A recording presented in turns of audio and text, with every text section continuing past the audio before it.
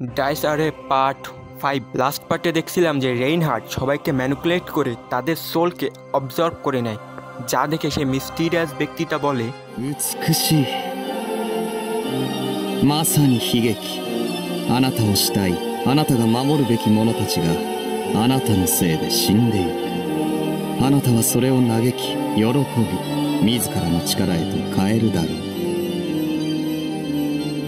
আমার প্রিয় বন্ধু, the on and only beast, যাকে আমি আমার এই জীবনের হাস্যকর নাটকে একমাত্র সম্মানের যোগ্য বলে মনে করি। অ্যালাউ মি এ কোশ্চেন, তুমি কিভাবে প্রসিড করবে?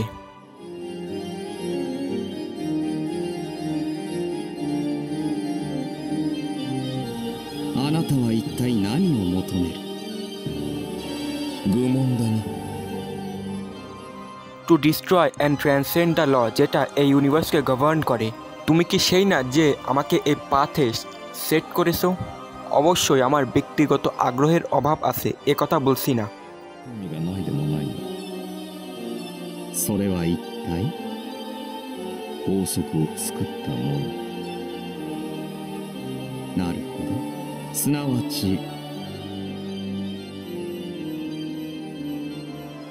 দ্য শেড মৃদু হেসে উঠল।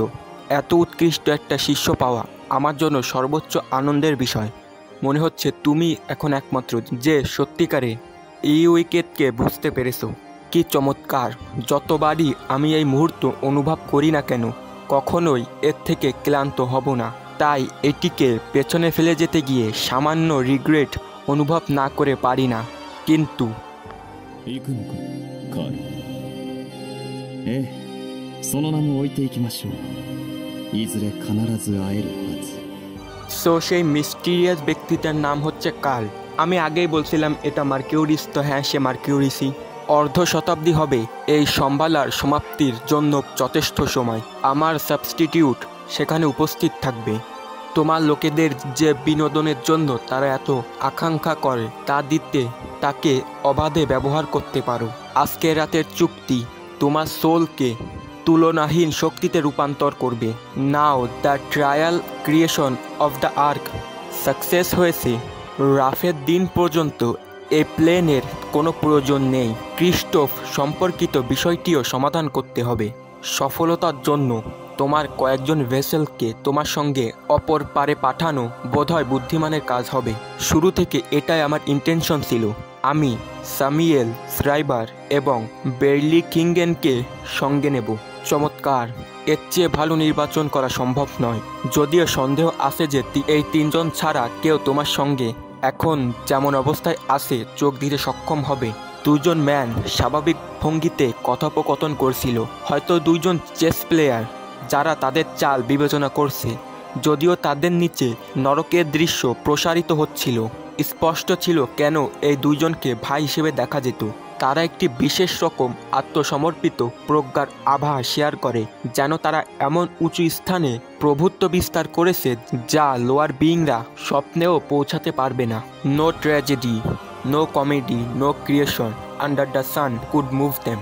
তাদের হাসি শুধুই উপহাস ছিল না, আর তাদের কাজগুলো কেবল ফ্রোজেন হার্টের ফল ছিল না, বরং তারা টাইমের দ্বারা ক্ষয়প্রাপ্ত uncanny aura of an ancient sage নিয়ে পরিপূর্ণ ছিল।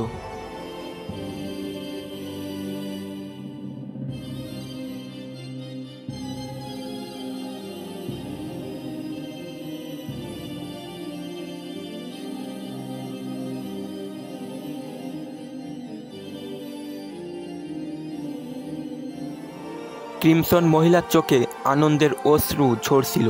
তার গোল্ডেন কমান্ডার কর্তৃক নির্বাচিত হওয়ার সম্মান জানিয়ে তার আনুগত্য আগের চেয়ে আরও প্রবল হয়ে উঠল।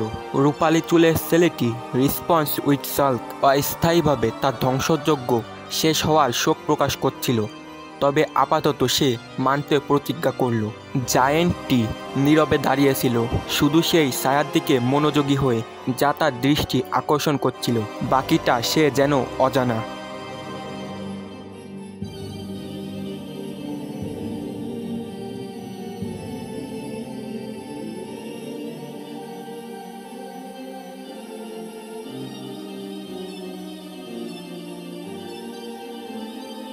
ではまたいずれ獣殿、再び我らがまみえる時こそ互いの目的が成就すると祈りましょう。いいな。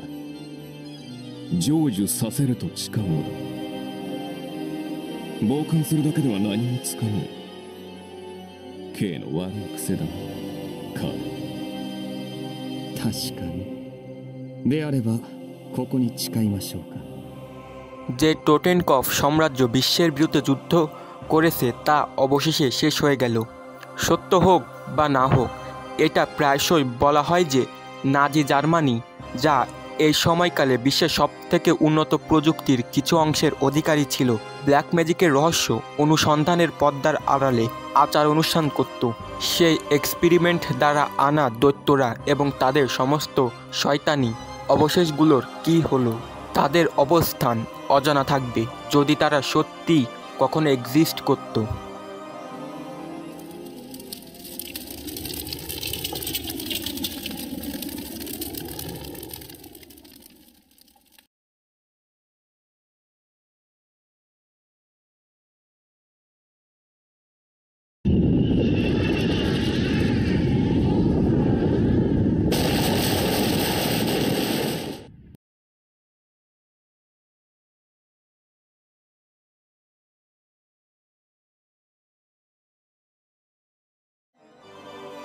সমস্ত এলাকা রক্তবর্ণ আগুনে আচ্ছন্ন ছিল। একটি বিশাল শক্তির প্রবাহ কাছাকাছি গুহা থেকে বেরিয়ে আসলো, গাছ ভেঙে ফেলল এবং আগুনে জ্বালিয়ে দিচ্ছিল। এই স্থানটি হচ্ছে একটা ফাটল in the fabric of speech, লে লাইনগুলোর মিলন বিন্দু যা পুরো পৃথিবীতে জালের মতন ছড়িয়ে আছে। একজন মানুষ সেই গুহা থেকে বেরিয়ে এলো। সে একটি রোসারি এবং কাশক পরেছিল, যা তার পবিত্র ধর্মীয় পরিচয় নির্দেশ করে। সত্যই তার ঠোঁটের উপর থাকা হাসিটি ঈশ্বরের একজন মানুষের থেকে আশা করা যায়। তবুও কি এমন একজন মানুষ যে রাতের অন্ধকারে আগুনের মাঝে হাজির হয়, সে কি ট্রুলি সার্ভেন্ট অফ ডিভাইন হতে পারে? অ্যান্ড তার সামনে হাঁটু গেড়েছিল একজন তরুণী, যার চুল কালো মণির মতন। তার ত্বকের রং এবং বৈশিষ্ট্য নিশ্চিতভাবে তাকে এদেশের স্থানীয় হিসেবে চিহ্নিত করে। সে ভক্তিপূর্ণভাবে বলছিল এবং তার ফেস ছিল এক্সপ্রেশনলেস। ご無礼をお許しください。生産杯陛下、バレリア・トリファ狩猟代行。あなたをここへお呼びしたのはこの私の意向です。自己紹介は必要ですか？いいえ。レオンハルト、あなたのことは覚えていますよ。キルヒアイゼン教の後を継がれた時はまだほんの子供でしたが、美しく恐縮です。 অসহহীন কাদার মতন শব্দ এলাকায় প্রতিধ্বনিত হচ্ছিল। এগুলো সম্ভবত সেই পুরুষ এবং মহিলা সোল যারা এই বনে আত্মহত্যা করেছে।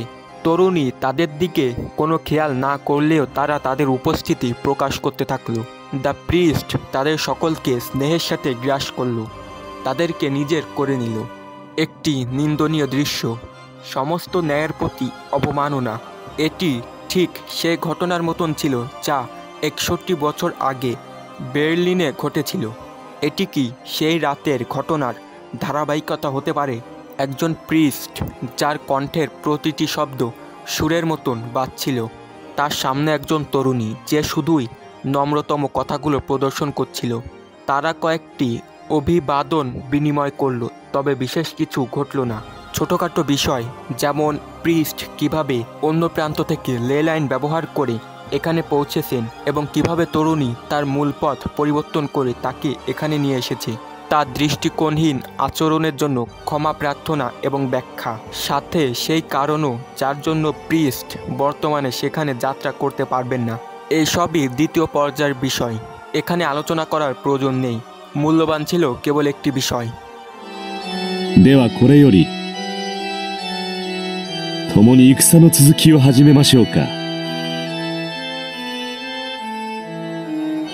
তারা অবশেষে এই ওয়ার্ল্ডের সামনে প্রকাশ করতে চলেছিল সেই সর্বোচ্চ পরিবেশনা, যার প্রস্তুতিতে তারা এত অনেক চন্দ্রকাল ব্যয় করেছে।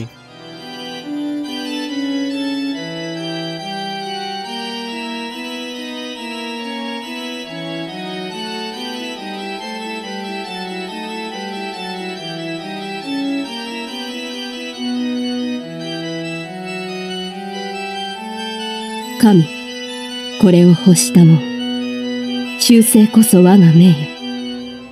তারা তাদের সংগ্রাম যতবার প্রয়োজন হবে ততবার রিপিট করবে। তারা সময় সীমা পর্যন্ত লড়াই চালিয়ে যাবে। তারা এ কাজ করার শপথ নিয়েছে এবং তাই তারা এই কাজ সম্পন্ন করতে বাধ্য। তাদের পবিত্র শপথের পাঠকে প্রিস্ট তার নিজের আশীর্বাদ দিয়ে গ্রহণ করল এবং সেই রাতে সেই বনে যে লেজিয়ন পৃথিবীর ধ্বংসের শপথ নিয়েছিল তা নড়তে শুরু করলো। কেউই তা জানল না এবং এখানে ডাইসারের ওপেনিং সং শুরু হয়। ব্রো, এটা কেবল স্টার্ট হচ্ছে, হোয়াট দ্য ফাক। আজকের পার্টটা এই পর্যন্তই। তোমরা ওপেনিং সংটা এনজয় করলে করতে পারো, আমি জানি না কপিরাইট পড়বে কি না। Bye bye.